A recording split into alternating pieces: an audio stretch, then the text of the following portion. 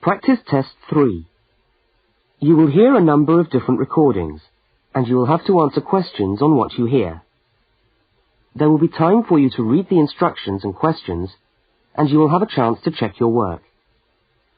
All the recordings will be played once only. The test is in 4 sections. Write all your answers in the listening question booklet. At the end of the test, you will be given 10 minutes to transfer your answers to an answer sheet. Now turn to section 1 of your question booklet.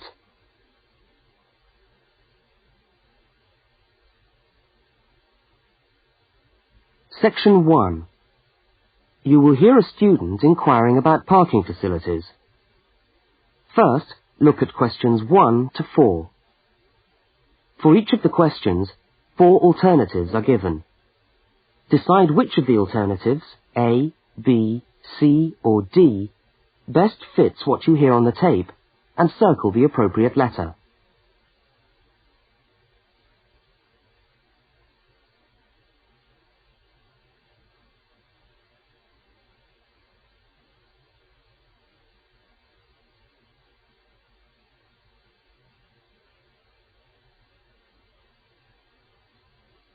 You will see that there is an example which has been done for you. On this occasion only, the conversation relating to the example will be played first.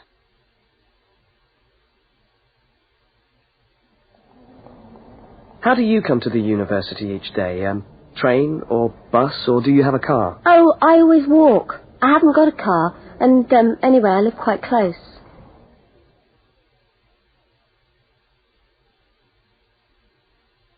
The woman says she always walks, so C has been circled. Now we shall begin. You should answer the questions as you listen, because you will not hear the recording a second time. Now listen carefully to the first conversation, and answer questions 1 to 4. How do you come to the university each day? Train or bus, or do you have a car? Oh, I always walk. I haven't got a car, and anyway, I live quite close. Do you know anything about parking rights on the campus? I was wondering whether students are allowed to park their cars on campus or not. Yes. I think it's possible for postgraduate students, but not for undergraduate students. That doesn't seem very fair. No, I suppose not. But simply isn't enough room on the campus for everyone to park. Do you need a parking permit? Yeah, I believe you do. Where do I get that from? I think you can get a parking sticker from the administration office. Where's that? It's in the building called Block G, right next to Block E. Block G? Yeah. Oh, right. And what happens to you if you don't buy a sticker? Do they clamp your wheels or give you a fine? No, I think they tow your car away. Oh, really? Yeah. And then they fine you as well, because you have to pay to get the car back. I better get the sticker then. Yeah. Where exactly is the administration office again? I'm new to this university and I'm still trying to find my way around. Right. You go along Library Road, past the tennis courts on your left and the swimming pool on your right. Yeah. And the administration office is opposite the car park on the left. You can't miss it. So it's up Library Road, past the swimming pool, opposite the car park. Right, I'll go straight over there. Bye, and thanks for the help.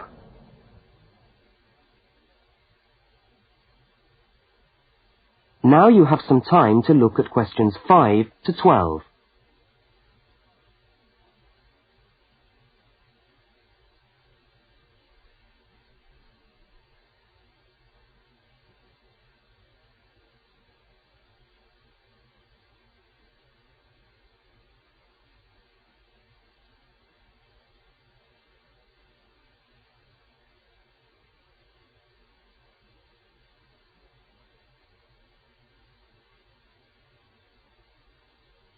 As you listen to the next conversation, complete the application form in the spaces numbered 5 to 10 and answer the questions numbered 11 to 12.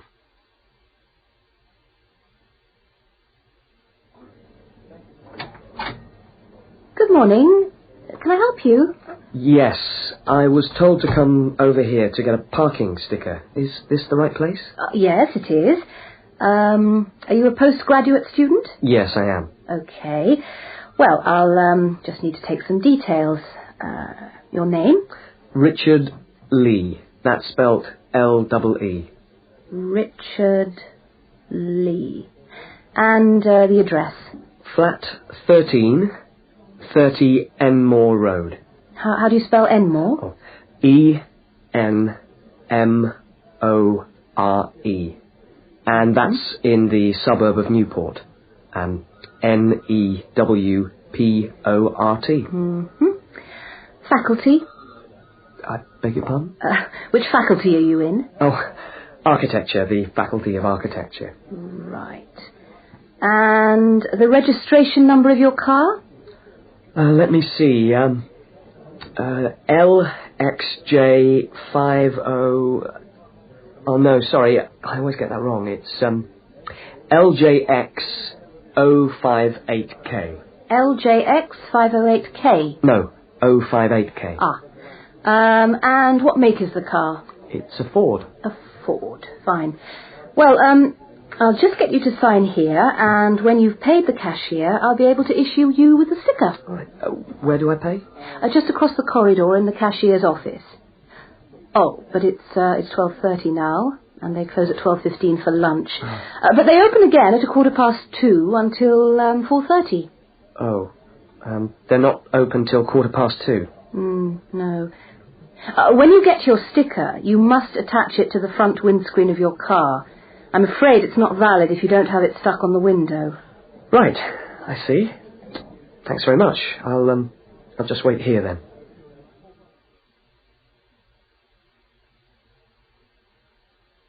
That is the end of section 1. You now have half a minute to check your answers.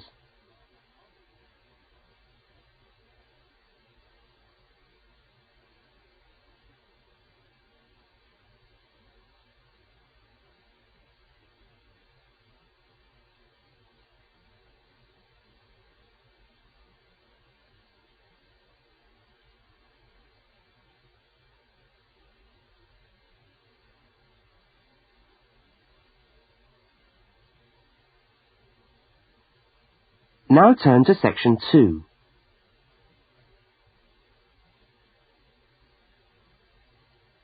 Section 2. You will hear a talk given by a guide showing a group of people round a museum. First, you have some time to look at questions 13 to 18.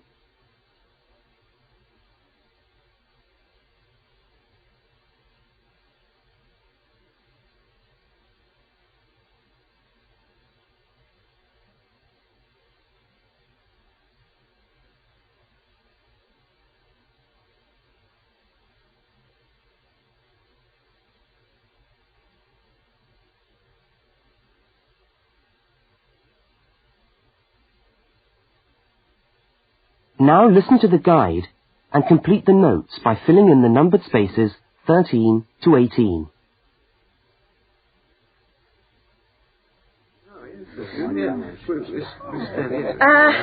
Good morning, everyone, and welcome to the Maritime Museum.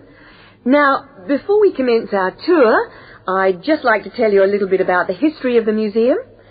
As you can see, it's a very modern building, built in the postmodern style, and it was in fact opened by the Prime Minister of Australia in November 1991.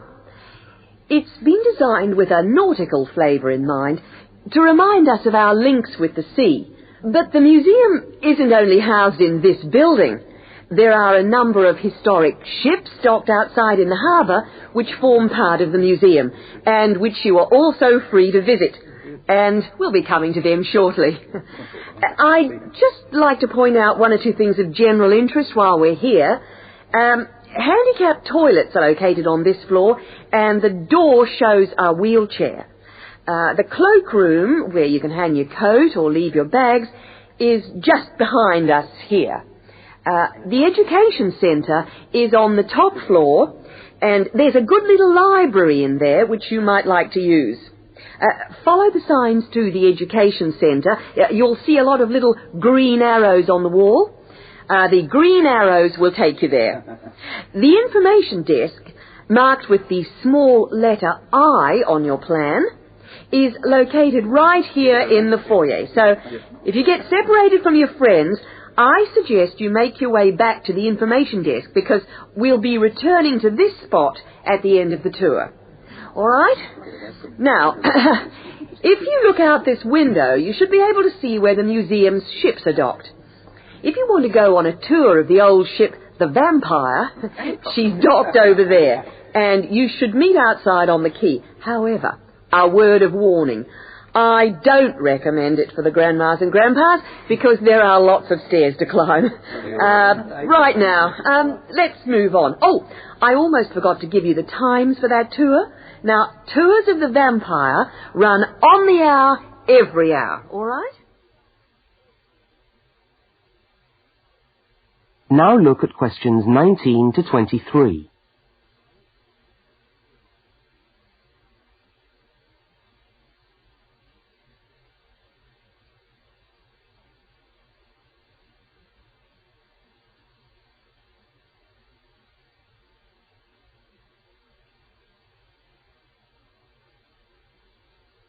As you listen to the rest of the talk, complete the notes in the numbered spaces 19 to 23.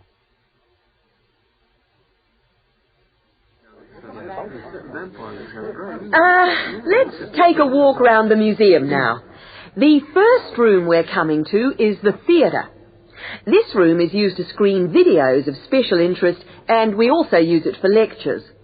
There's a continuous video showing today about the voyages of Captain Cook, so come back here later on if you want to learn more about Captain Cook. Now, we're moving along the gallery known as the Leisure Gallery. This is one of our permanent exhibitions, and here we try to give you an idea of the many different ways in which Australians have enjoyed their time by the sea. Surfing, swimming, life-saving clubs, that's all very much a part of Australian culture. At the end of this section, we'll come to the picture gallery, where we've got a marvellous collection of paintings, all by Australian artists. I think you can buy reproductions of some of these paintings in the museum shop.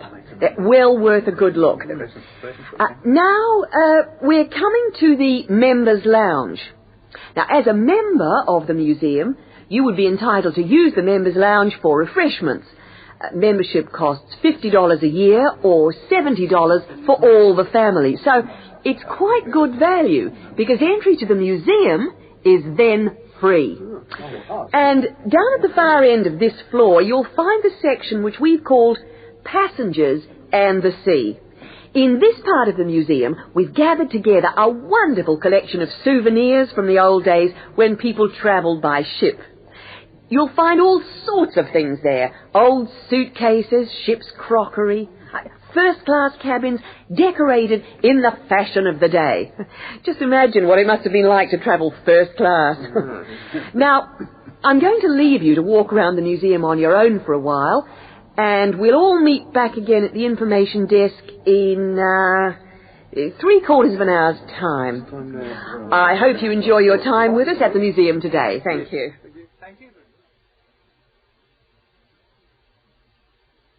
That is the end of section 2. You now have half a minute to check your answers.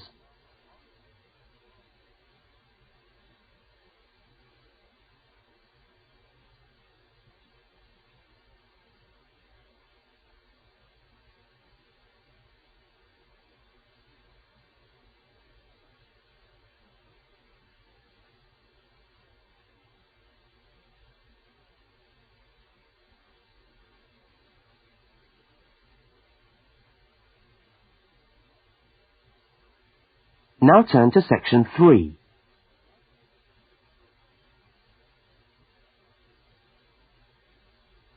Section 3. In this section, you will hear a university student, Mark, talking to a tutor and another student about a topic he has studied. Now look at questions 24 to 32.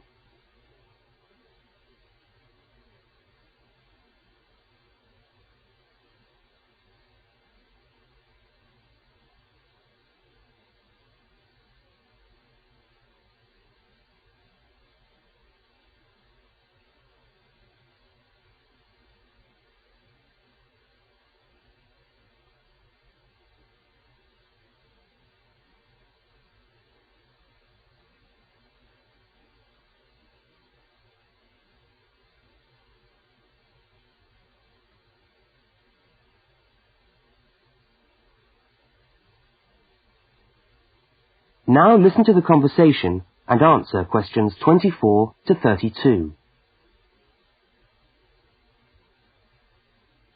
Okay, everybody. Good morning. Good morning. It's Mark's turn to talk to us today, so Mark, I'll ask you to get straight down to business. All right. Now, following on from what we were discussing last week in Susan's tutorial on approaches to marketing, you were going to give us a quick rundown on a new strategy for pricing, which is now being used by many large companies, known as revenue management, before we go on to your actual tutorial paper on sales targets. Is that correct? Yeah, okay, well... So, what exactly is revenue management? Well, it's a way of managing your pricing by treating things like airline tickets and hotel rooms rather more as if they were perishable goods. Yeah, I just tried to book a ticket yesterday for Perth, and would you believe there are 3 different prices for the flight? Right, and what was the rationale for that? Well, the travel agent said it depended on when you book and the length of the stay. Like, it's cheap if you stay away for a Saturday night, presumably because this isn't business travel, and even cheaper if you buy a ticket where you can't get a refund if you have to cancel. In that case, the ticket costs about half the price. You wouldn't think it would make that much difference, would you? Well, it does, and that's basically because the airlines are now treating their seats like a commodity. You see, if you want a seat today, then you pay far more for it than if you want it in 3 weeks' time. That seems rather unfair. Well, not really. When you think about it, that's just common sense, isn't it? Well, I suppose so.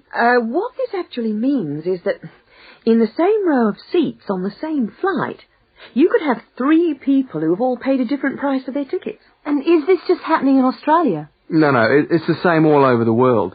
Airlines are able to market a seat as a perishable product with different values at different stages of its life. Well, like mangoes or apples at the market. Yeah, it's exactly like that. The fact is that the companies are not actually interested in selling you a cheap flight. They're interested in selling the seats and flying airplanes that are full. Mark, why do you think revenue management has come about? Well, as far as I can see, there are 2 basic reasons. Firstly, because the law has been changed to allow the companies to do this.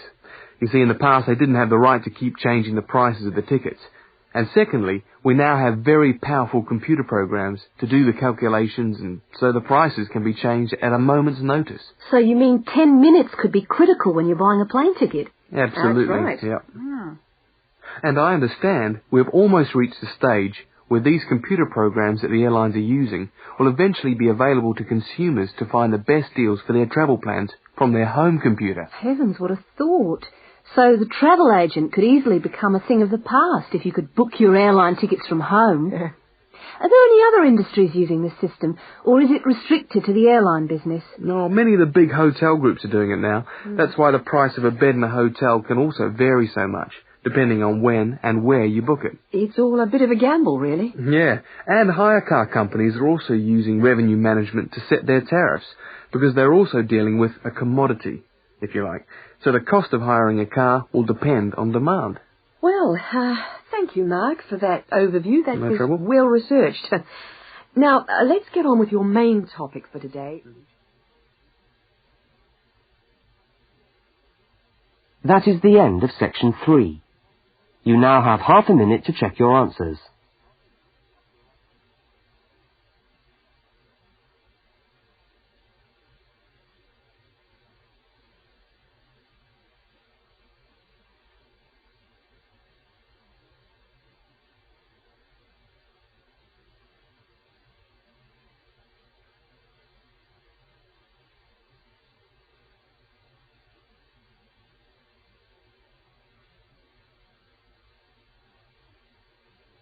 Now turn to section 4.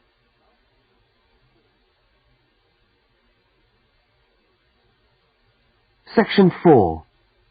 You are going to hear a short talk on space management in supermarkets. First, you have some time to look at questions 33 to 37.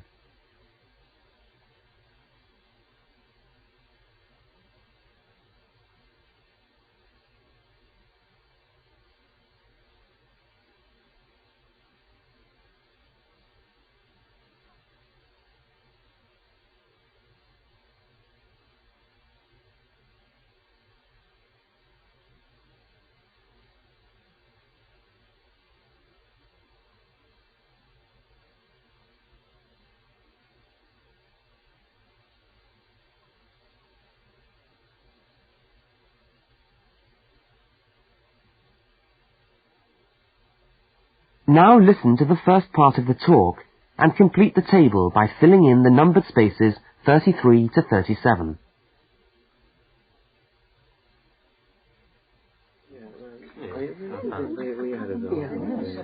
Good morning. Welcome to this talk on space management. And today I'm going to look particularly at space management in the supermarket. Now, since the time supermarkets began, marketing consultants like us have been gathering information about customers' shopping habits.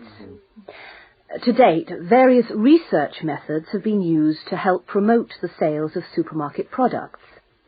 There is, for example, the simple and direct questionnaire, which provides information from customers about their views on displays and products, and then helps retailers make decisions about what to put where. Another method to help managers understand just how shoppers go around their stores are the hidden television cameras that film us as we shop and monitor our physical movement around the supermarket aisles. Where do we start? What do we buy last? What attracts us, etc. More sophisticated techniques now include video surveillance and such devices as the eye movement recorder. This is a device which shoppers volunteer to wear taped into a headband and which traces their eye movements as they walk round the shop, recording the most eye-catching areas of shelves and aisles. But with today's technology, space management is now a highly sophisticated method of manipulating the way we shop to ensure maximum profit. Supermarkets are able to invest millions of pounds in powerful computers which tell them what sells best and where. Now, an example of this is Spaceman, which is a computer program that helps the retailer to decide which particular product sells best in which part of the store. Now, Spaceman works by receiving information from the electronic checkouts, where customers pay, on how well a product is selling in a particular position. Spaceman then suggests the most profitable combination of an article and its position in the store. Now you have some time to look at questions 38 to 42.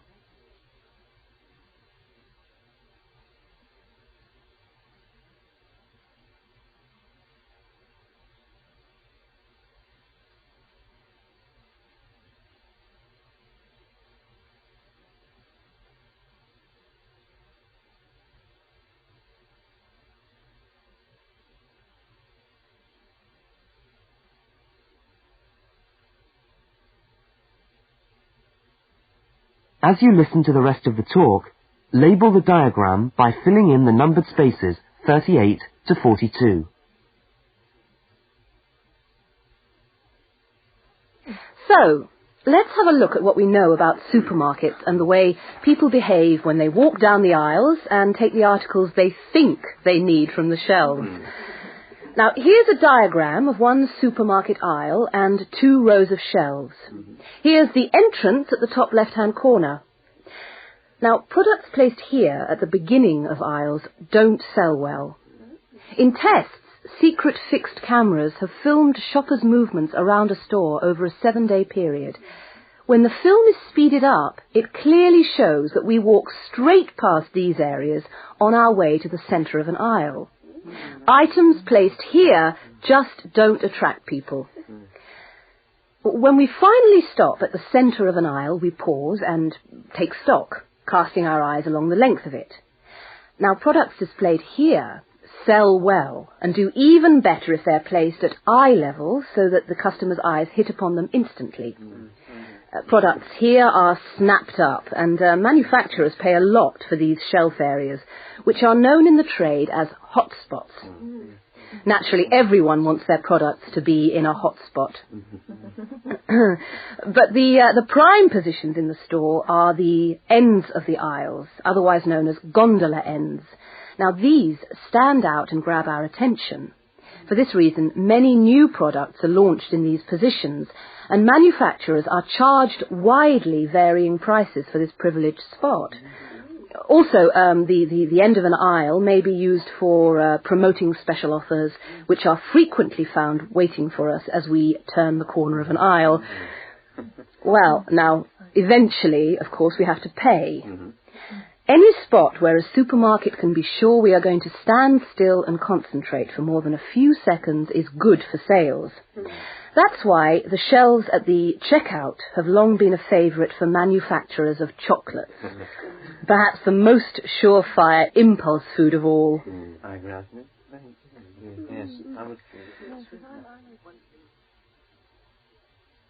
That is the end of section 4.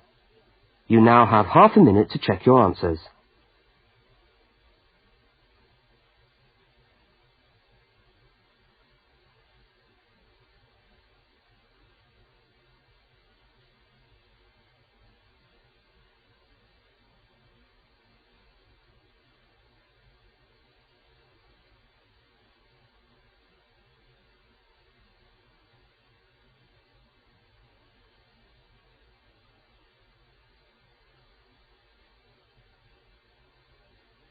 That is the end of the listening test.